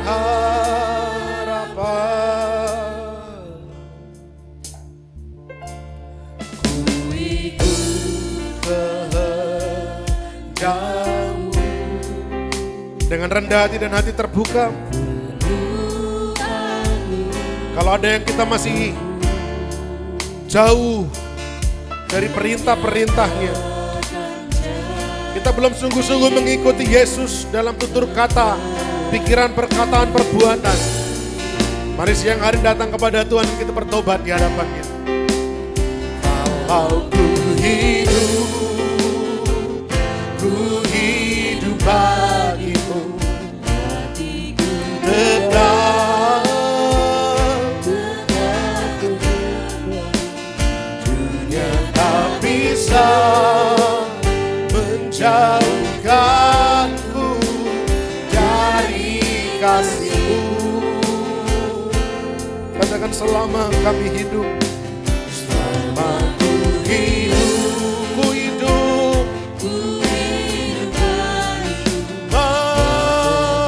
mataku tetap dunia tak bisa menjauhkanku dari kasih-Mu. Katakan, kalau ku hidup, hatiku tetap dunia tak bisa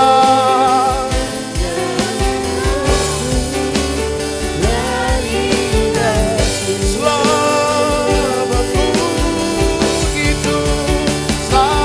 ku hidup, ku hidup bagimu. Tak memandangmu, dunia tak bisa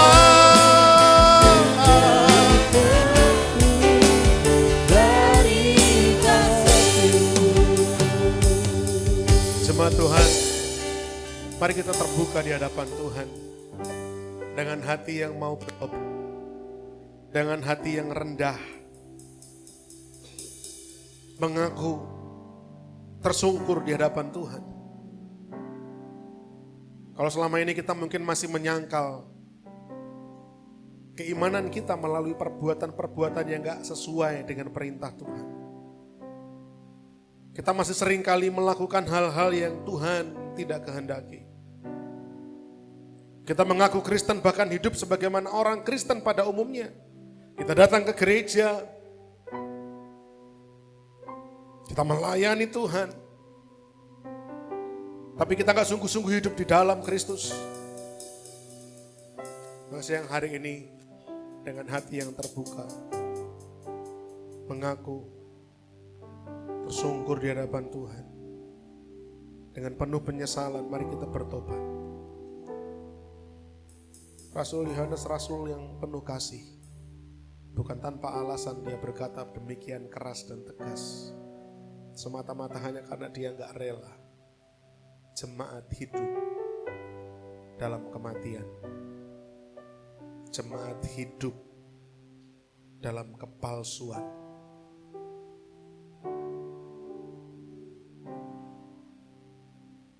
Mari kita bertobat di hadapan Tuhan. Mengaku dan berubah. Kalau ku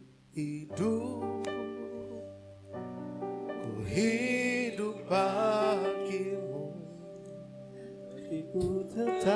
Mari angkat tangan kita di hadapan Tuhan. Tetap menyembahmu, dunia tak bisa Dengan penuh kesadaran, menjauhkanmu. mari kita sungguh-sungguh bertobat di hadapan Tuhan. Kami mau berubah Tuhan, kami mau bertobat.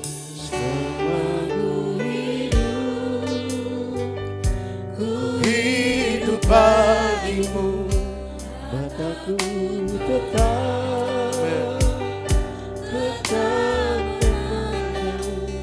Dunia tak bisa. Mari angkat tanganmu di hadapan Tuhan. Oh, kalau ku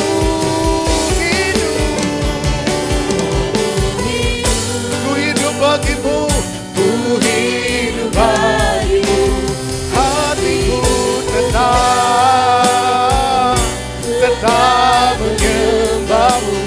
Dunia tak bisa menjauhkanmu dari kasih-Mu. Selama kami hidup, kami mau hidup bagi Kristus. Kami mau persembahkan hidup kami agar orang-orang di dunia ini melihat Kristus nyata. Kami mau menyatakan Kristus dalam hidup kami agar orang-orang yang melihat sikap, tutur kata, perbuatan kami, mereka menyaksikan Yesus. Mereka melihat Yesus. Mereka terbuka kepada Yesus. Mereka percaya kepada Yesus dan mereka diselamatkan. Ini kerinduan kami Tuhan. Oh, kalau ku hidup bagimu. Ya la. Oh, la.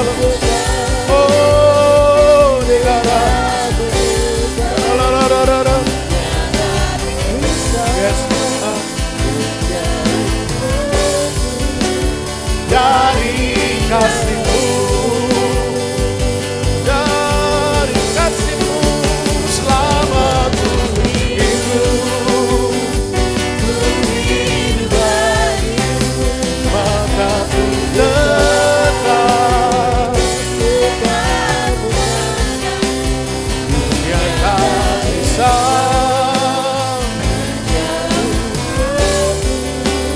dari kasih-Mu.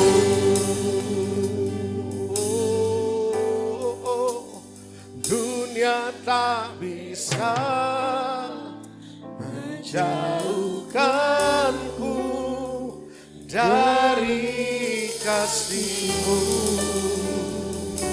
Terima kasih Tuhan untuk pesan-Mu pagi hari ini.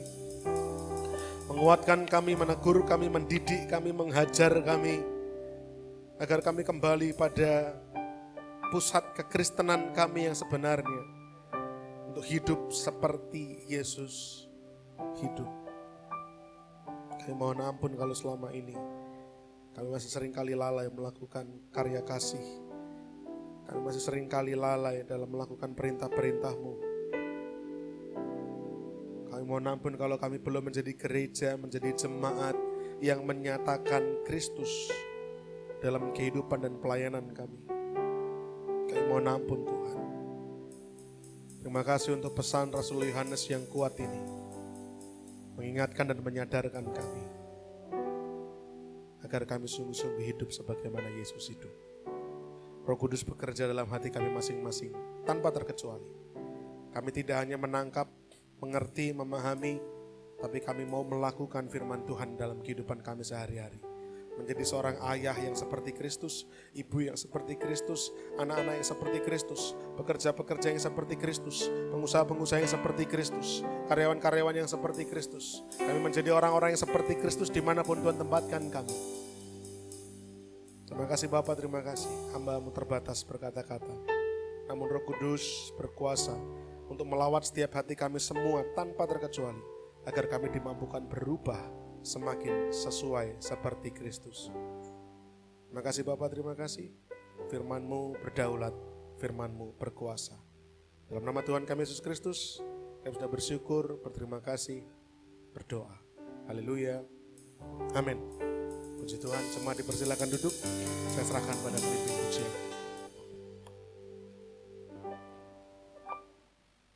Puji nama Tuhan.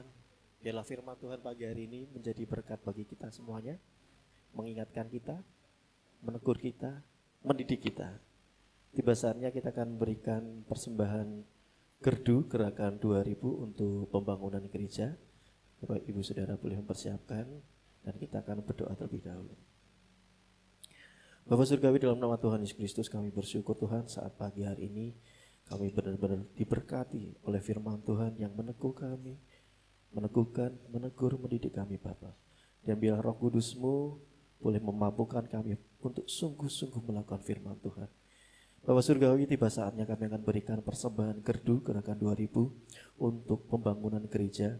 Mari Tuhan, biarlah Tuhan sendiri yang memberkati setiap persembahan ini, dan biarlah gedung gereja yang kami rindukan boleh Tuhan nyatakan. Terima kasih Yesus, hanya dalam nama Tuhan Yesus Kristus kami berdoa dan mengucap syukur. Haleluya, amin. Kita pujikan satu pujian, betapa baiknya Engkau Tuhan.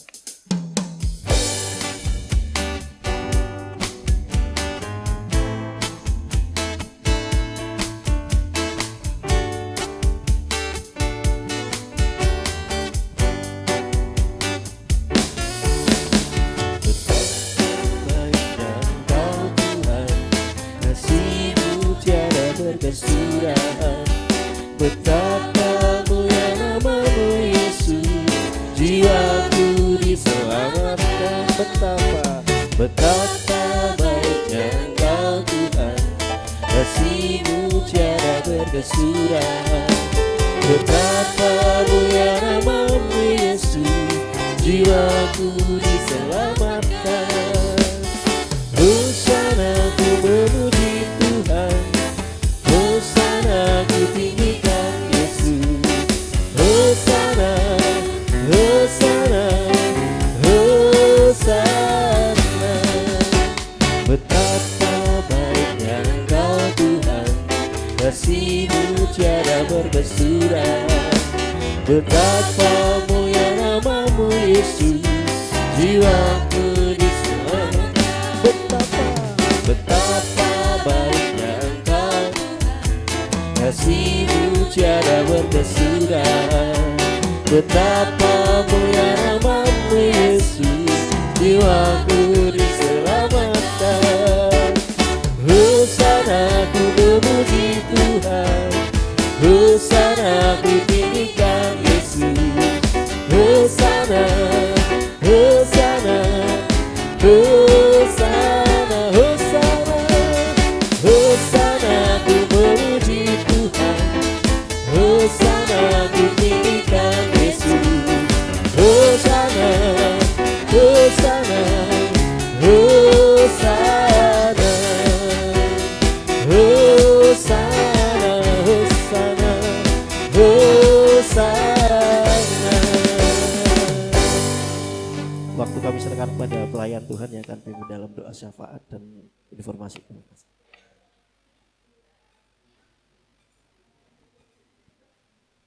Shalom Bapak Ibu Saudara semuanya.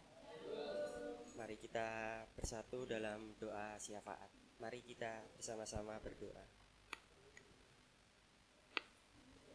Bapa, kami bersyukur jika hari ini Tuhan mengizinkan kami untuk tidak hanya kami menikmati persekutuan dengan Kristus dan persekutuan dengan orang percaya, tapi juga hari ini Tuhan mengizinkan kami untuk kami membawa kepada Tuhan pokok-pokok doa yang kami panjatkan, bukan untuk diri sendiri, tapi untuk orang lain juga. Bapa, sebelum kami masuk dalam doa syafaat, izinkan kami untuk kembali mengingat karya Kristus yang telah melayakkan kami, sehingga kami dilayakkan untuk berdoa kepada Bapa. Bapa, kami bersyukur jika Tuhan menempatkan kami di dalam Kelurahan Keratonan, Kecamatan Serenan. Kami percaya bahwa kami ada di tempat ini bukan sebuah kebetulan, tapi kami ada di tempat ini untuk satu maksud Tuhan, termasuk salah satunya untuk kami mengusahakan daerah ini agar diberkati Tuhan. Kami berdoa kiranya Tuhan menolong Kelurahan Keratonan, Kecamatan Serenan ini agar semakin hari semakin diberkati Tuhan, memiliki toleransi yang tinggi, setiap masyarakatnya menjadi masyarakat yang baik dan juga bermoral. Kami menyerahkan untuk Kelurahan Keratonan, Kecamatan Serenan ke dalam tangan Tuhan.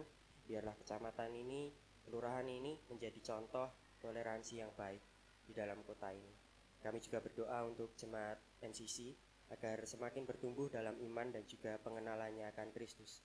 Kami berdoa kiranya pesan mimbar yang disampaikan boleh membangun jemaat dengan baik. Setiap aktivitas agenda yang sudah ditetapkan dapat menolong setiap jemaat untuk semakin bertumbuh serupa dengan Kristus. Bapa, kami berdoa juga untuk pertambahan jiwa-jiwa yang datang di jemaat MCC ini. Kiranya Tuhan menolong setiap kami agar kami sama-sama bertumbuh bersama-sama di dalam Tuhan. Terima kasih Bapa, kami juga berdoa untuk gedung gereja, tempat ibadah yang lebih permanen. Kami percaya Tuhan menolong sehingga dimanapun nanti Tuhan tempatkan kami, di tempat yang lebih permanen, kami percaya bahwa Tuhan mengirim kami dengan satu maksud sehingga kami boleh menjalankan ibadah dengan baik. Kami bersyukur untuk tempat ini yang boleh kami pakai sehingga kami boleh beribadah dengan tenang, dengan nyaman, dengan hikmat. Kiranya Tuhan juga memberkati pemilik ruko ini, melimpah dengan berkat Tuhan sehingga keberadaan kami di sini juga membawa berkat. Terima kasih Bapa, kami juga berdoa untuk badan-badan misi yang ada. Baik badan misi nasional maupun internasional, kami serahkan semuanya ke dalam tangan Tuhan. Tuhan yang mengirim misionaris-misionaris sehingga penginjilan ini dapat semakin tersebar luas dan memenuhi amanat agung Tuhan. Terima kasih Bapa, kami juga menyerahkan ke dalam tangan Tuhan jika ada beberapa dari antara kami yang mengalami pergumulan pribadi, sakit dan juga permasalahan lainnya. Kami bersama-sama menyerahkan ke dalam tangan Tuhan. Kami percaya bahwa Tuhan yang menolong kami. Terima kasih Bapa, kami menyerahkan setiap pokok doa yang sudah kami naikkan ke dalam tangan Tuhan. Kami bersyukur kami terlibat dalam pelayanan doa syafaat ini. Di dalam nama Tuhan Yesus Kristus kami berdoa. Amin. Bapak Ibu Saudara, pengumuman sepekan yang dapat saya sampaikan. Besok Senin ada latihan tamborin jam 6 sore di Maestro. Hari Rabunya ada program kristal jam 10 pagi. Dan juga hari Selasa dan juga Rabu hari-harinya Oikos. Bapak Ibu Saudara bisa menyimak di grup masing-masing untuk informasi Oikos yang akan disampaikan melalui grup. Hari Kamis ada latihan, pujian dan juga penyembahan. Ibadah Raya 1 di pukul 6 sore, Ibadah Raya 2 di pukul 7 sore, tempatnya di Maestro. Hari Sabtu ada Metanex jam 5 sore di Maestro, dan hari Minggu kita kembali bertemu dalam Ibadah Raya 1 jam 8, Ibadah Raya 2 jam 5 sore di tempat ini, dan juga sorenya jam 3 sore ada Gereja Anak Alpakit. Bagi Bapak Ibu Saudara yang memiliki anak-anak yang masih berusia sekolah minggu, bisa datang ke Maestro jam 3 sore. Sekian pengumuman yang dapat saya sampaikan. Tuhan Yesus memberkati. Saya serahkan kepada Pak Dani.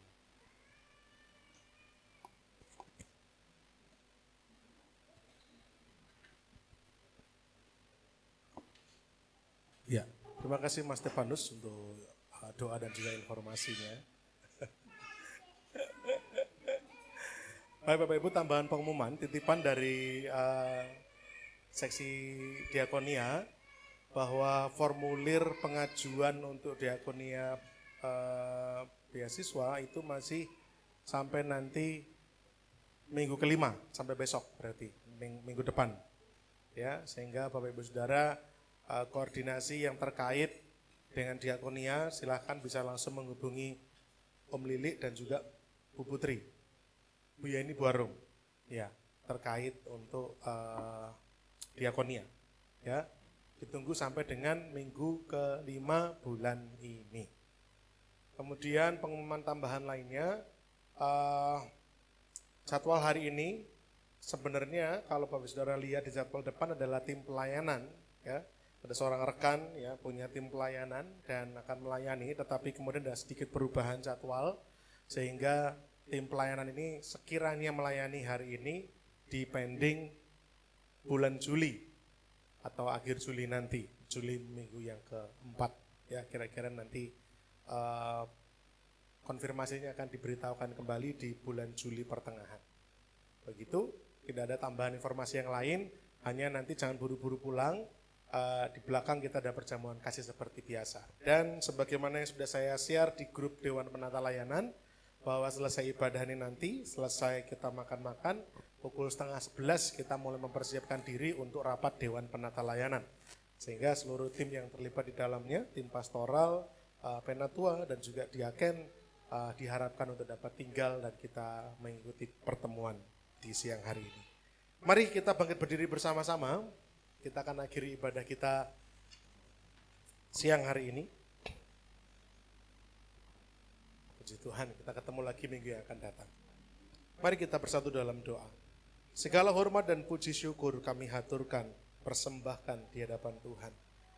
Karena tak henti-hentinya kasih penyertaan, kemurahan pembelaan, kemurahan kasih karunia Allah boleh senantiasa berlimpah-limpah dalam kehidupan kami semua tanpa terkecuali. Kami semua ada di tempat ini merasakan kebaikan Tuhan. Dan kami boleh senantiasa bersyukur atasnya. Oleh karena itu sudah sepantasnya kami datang berbakti, memuji memuliakan nama Tuhan. Dengan setiap nyanyian puji-pujian penyembahan kami, kiranya hati Tuhan senang dan berkenan dengan apa yang kami kerjakan. Kami juga bersyukur untuk firman Tuhan di pagi hari ini. Mengajar kami, mendidik kami, agar kami hidup sebagaimana Yesus telah hidup. Sehingga kami dapat mempertanggungjawabkan kekristenan kami dengan sebenar-benarnya. Tidak hanya mengaku Kristen, tetapi tidak hidup seperti Kristus. Biarlah kami boleh sungguh-sungguh terbuka, mau merendahkan hati dan bertobat, mau membenahi kehidupan kami masing-masing, semua tanpa terkecuali, tua, muda, untuk kami sungguh-sungguh berubah dalam pembaruan budi, semakin seperti Kristus. Terima kasih Bapa di surga, saya bersyukur untuk ibadah pagi hari ini. Biarlah kiranya berkat-berkat terindah senantiasa Tuhan boleh limpahkan dan curahkan dalam hidup kami semua tanpa terkecuali. Dalam rumah tangga kami, berkat dalam pekerjaan tangan kami, berkat untuk pendidikan anak-anak kami, berkat untuk kesehatan setiap kami semua dalam keadaan baik, sehat, fit, dijauhkan dari sakit penyakit yang mengancam nyawa. Berkat dalam segala pergumulan, persoalan, permasalahan hidup yang kami hadapi hari-hari ini. Kami percaya pertolongan dan jalan keluar Tuhan siapkan tepat pada waktunya, seturut dengan cara dan kehendaknya Tuhan. Terima kasih Bapak, berkatilah para pelayan-Mu yang sudah dengan setia, dengan sukacita melayani pekerjaan Tuhan pagi hari ini. Tuhan berkati, pakai hidup mereka makin hari makin luar biasa. Dipercaya perkara-perkara yang semakin besar, dan lewat pelayanan mereka banyak jiwa diberkati, banyak jiwa mendengar tentang kabar baik, dan banyak jiwa boleh diselamatkan. Percaya kepada Kristus. Terima kasih Bapak di sorga, saya bersyukur untuk rencana, kegiatan, pelayanan yang ada di MCC selama sepekan nanti. Tuhan yang memampukan, Tuhan yang akan mengurapi para pelayan-pelayan-Mu yang terlibat. Juga Tuhan akan mengurapi setiap jemaat semua, sehingga setiap pelayanan sepekan berjalan dengan baik, dengan lancar. Mendatangkan berkat, membawa kami makin matang, makin dewasa dalam pengenalan akan Kristus. Menjadi jemaat yang kuat, menjadi jemaat yang sungguh-sungguh menyenangkan hatinya Tuhan. Terima kasih Bapak di surga. Rencana-rencana ke depan, khususnya untuk pemuda dan remaja, di mana mereka nanti akan ada retret khusus remaja pemuda. Mereka membutuhkan dana, mereka sedang mempersiapkan acara, mereka sedang berjuang untuk melakukan perencanaan persiapan. Tuhan yang memampukan, Tuhan yang akan menolong. Ini semua biarlah Tuhan yang akan menyertai dan membela. Terima kasih Bapak di surga, terima kasih. Kalau sebentar kami akan pulang ke rumah kami masing-masing. Tuhan menjaga, menyertai, jauhkan dari mara bahaya, jauhkan dari kecelakaan. Kami tiba di rumah dengan selamat, berkumpul dengan keluarga kami untuk dapat menyaksikan dan menceritakan kesaksian-kesaksian, bahkan berkat firman Tuhan yang boleh kami terima pagi hari ini. Dan pertemukan kami kembali Tuhan pada kesempatan-kesempatan ibadah yang akan datang. Terima kasih Tuhan. Dan sekarang saudaraku yang terkasih, jemaat Tuhan semua, bukalah kedua tanganmu bersama-sama dengan iman percaya. Terimalah berkat-berkat Tuhan. Kiranya Tuhan memberkati engkau dan juga melindungi engkau. Tuhan menyinari engkau dengan wajahnya, memberi engkau kasih karunia-Nya. Tuhan menghadapkan wajahnya kepadamu dan memberi engkau damai sejahtera. Sebagai murid-murid Kristus, mari kita pergi memberitakan Injil dengan berani, mengasihi dengan kasih Kristus, dan melayani dengan kuat kuasa Roh Kudus. Kiranya berkat-berkat ilahi daripada Allah Bapa kita, cinta kasih kemurahan, kasih sayang, pembelaan daripada Tuhan kita Yesus Kristus, sukacita, damai sejahtera, dan persekutuan daripada Allah kita Allah Roh Kudus, boleh senantiasa termatrai dan berlimpah-limpah dalam hatiku dan hatimu. Mulai malam hari ini sampai Maranatha, Tuhan Yesus datang kedua kalinya. Dalam nama Tuhan kami Yesus Kristus, kami menaikkan syukur dan juga doa kami. Haleluya. Amin. Bila engkau tak besertaku, ku tak mau berjalan. Ku perlu Tuhan, pimpinlah aku dengan kasih karunia-Mu. Bimbinglah aku setiap waktu, berjalan dalam Roh-Mu. Nyatakan Tuhan kemuliaan-Mu dan berjalanlah denganku. Nyatakan Tuhan kemuliaan-Mu dan berjalanlah denganku. Nyatakan Tuhan, nyatakan Tuhan kemuliaan-Mu dan berjalanlah denganku.